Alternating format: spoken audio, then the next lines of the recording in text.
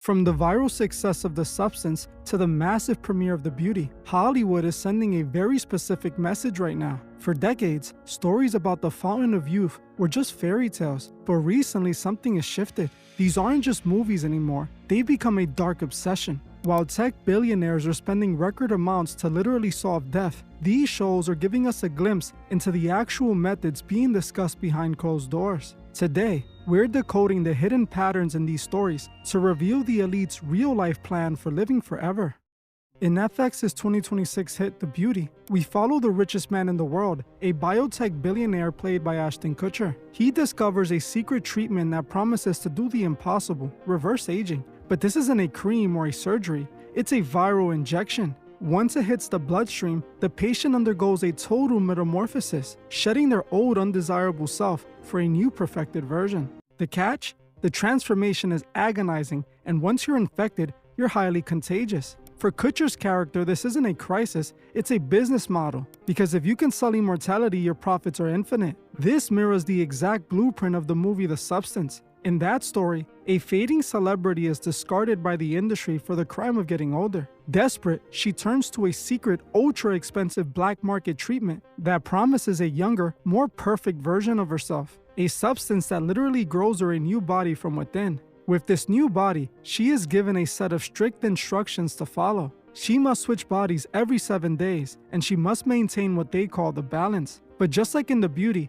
the price of beauty and youth is physical trauma. In a scene almost too graphic to describe, her body literally splits open to allow a younger version of herself to crawl out of her own back. To the casual viewer, this is extreme sci-fi. But when you look at the real-world obsession of the 1%, these stories start to look less like fiction and more like a twisted reality. Celebrities have always been obsessed with youth and beauty. They try everything available, from expensive topicals to complex surgeries, all in a desperate attempt to stop time. For years, they could only wish for a cure like the one seen in The Beauty or a black market substance that gives them a second body. Those things only seem possible in the plot of a Hollywood production. But if you think the viral injection or the black market fluid is just creative writing, you haven't been paying close enough attention. In the real world, the chase for the elixir isn't just happening in hidden labs, it's being funded by the most powerful men on the planet. Take Jeff Bezos. Much like Ashton Kutcher's character in The Beauty, Bezos has poured hundreds of millions into Altos lab,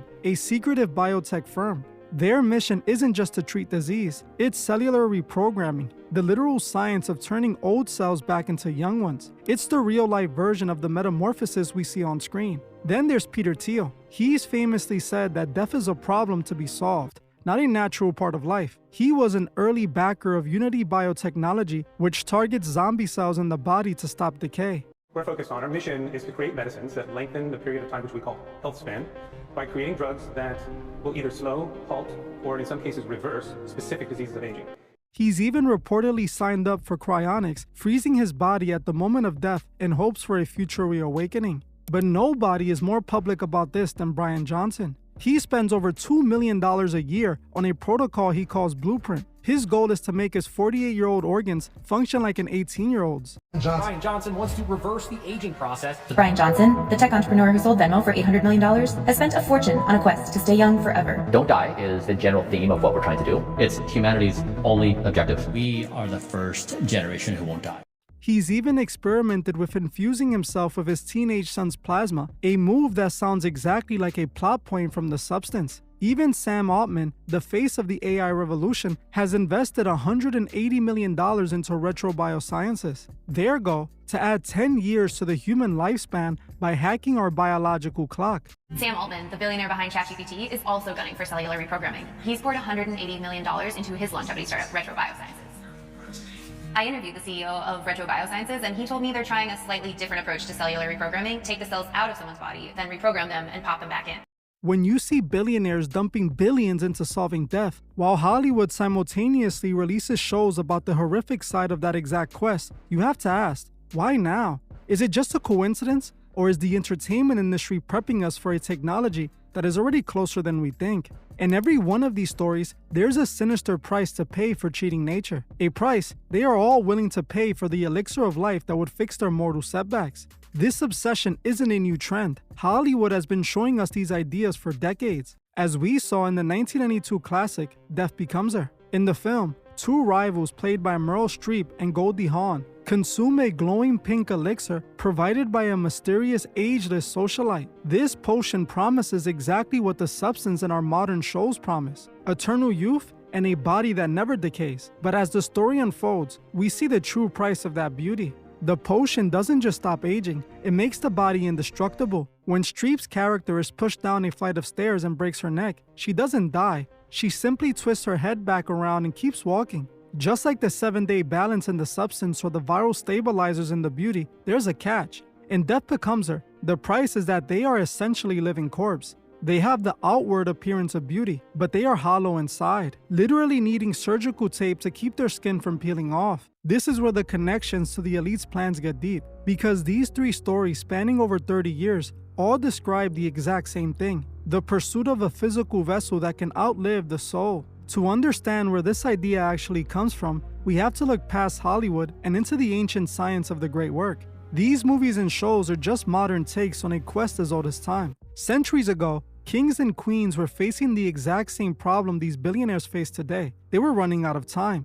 And just like our modern elites, they pursued a solution with endless resources. They wanted a cure that would stop the clock and keep them young forever. The only difference is they didn't have Silicon Valley labs. They relied on an ancient form of chemistry called alchemy, a practice that was often closer to magic than science. Instead of lab techs and billion-dollar facilities, they turned to a secretive group known as alchemists. These were mystical figures who promised the ultimate solution to cheating death, what they called the elixir of life. Just like in Death Becomes Her, these stories always center on a miraculous potion, a version of the medieval elixir of life. But the modern versions go much deeper into the concept. In the substance, the one rule that cannot be broken is the balance. The protagonist must switch bodies every 7 days. To the casual viewer, 7 is just a number, but in the practices of alchemy, 7 is the key. In alchemy, the journey to immortality, the great work, is divided into 7 distinct stages of transformation.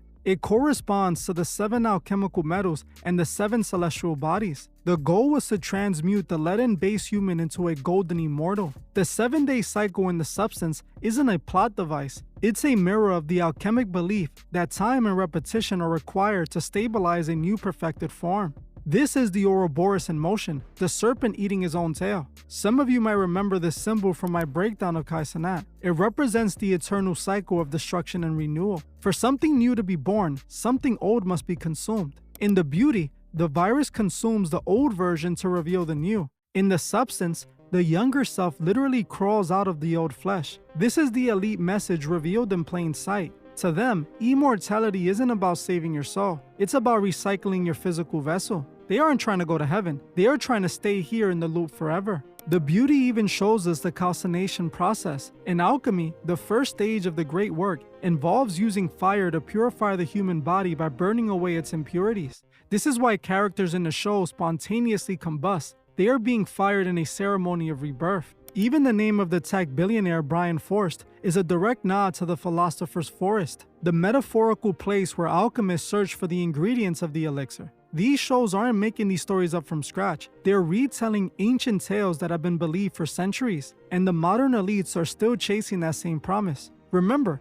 alchemy is the predecessor of modern chemistry. The science being funded by billionaires today is simply the tool being used to complete a mission that started thousands of years ago. To understand how this ancient quest has evolved, we have to look at the modern philosophy driving Silicon Valley: transhumanism. In the ancient world, alchemists viewed the human body as lead-heavy, limited, and decaying. They believed they could use a catalyst to transform that lead into gold. Today, the catalyst has changed, but the goal is identical. While modern labs use advanced genetic mapping and AI-driven cellular research, the underlying logic is the same. The body is a vessel that can be upgraded. When firms like Altos Labs talk about reprogramming biology to a younger state, they are performing a modern version of what alchemists call dissolution. They are attempting to break down the biological clock so it can be rebuilt without the limitations of age. We see this exact process reflected in the substance, where the old version must be cast aside so the perfected version can emerge. Even the push for brain-computer interfaces, the idea of mapping the human mind, mirrors the alchemic search for the universal solvent. They are looking for a way to separate the self from the physical body. In their eyes, if you can turn consciousness into data, you have achieved the ultimate transmutation, turning the temporary into the eternal. But as the spontaneous combustion in the beauty warns us, when you treat human life as software to be patched, the results can be catastrophic. The elite aren't just funding tech. They are attempting to finish the great work started centuries ago, and they are using these shows to gauge how much we're willing to sacrifice for the promise of perfection. So what is the beauty actually trying to tell us? From the viral body horror of the substance to the spontaneous combustion in the beauty, the message is becoming impossible to ignore. We are being shown a look at what they're trying to achieve, a world where the body is no longer a sacred vessel, but a piece of hardware to be hacked, upgraded, and eventually replaced. The ancient alchemists called it the great work. Today's billionaires call it longevity science. But as we've seen in every one of these stories, from the crumbling corpse in The Death Becomes Her to the horrific balance of the 7-day cycle, there's always a hidden cost. When you try to play God and live forever, you aren't just extending your life, you're going against the rules of God. The elites are obsessed with the elixir because they believe that with enough money and the right substance, they can finally achieve what the kings of old never could, a physical kingdom that never ends. They want the gold without the spiritual growth. They want the beauty without the soul. But the question isn't just about what they are doing, it's about us. As these shows normalize the idea of perfecting our biology at any cost, we have to ask ourselves, if the elixir was offered to you tomorrow, would the price of your humanity be worth the promise of eternal youth? Because soon, the great work is going to become something you can purchase. These stories are trying to tell us something that no one should ignore. Just like the movies Blink Twice, Starry Eyes, and Hostel told us the dark truth of the most wickedest man to ever live. If you want to see the movies that were made about the biggest monster of our lifetime, make sure to check this video out right now. And if you love unfiltered videos that reveal the truth, make sure to like this video and subscribe for more. I want to thank you all for watching, and I'll see you guys in the next one.